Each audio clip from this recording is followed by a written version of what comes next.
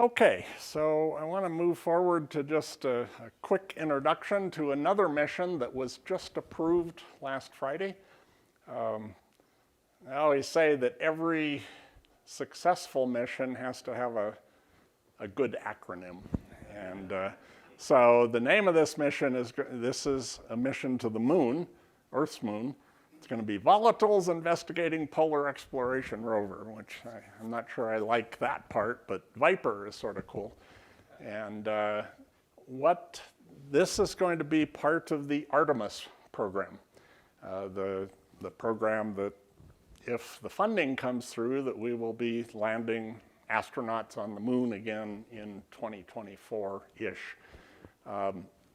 And so the plan already for the human landing is to go near the south pole of the moon, where we have really good evidence that in some of the craters that are permanently shadowed because it's at such high latitude, that there's ice in the near surface of those craters. And so what the intent of this mission is to launch in 2022 and be able to operate for about 100 days. They'll land in one of these craters that they have evidence for ice and roam around that crater with instruments that can detect the ice, and where they remotely say, yes, there's ice, then they'll be able to burrow into the surface, collect samples, and actually analyze it and determine, first of all, if that is ice. Second of all, how much there is. Third of all, how accessible is it? And that's will really be, other than doing this from orbit, the first time that we will have been able to directly address that. So I think there's a little video of how this works.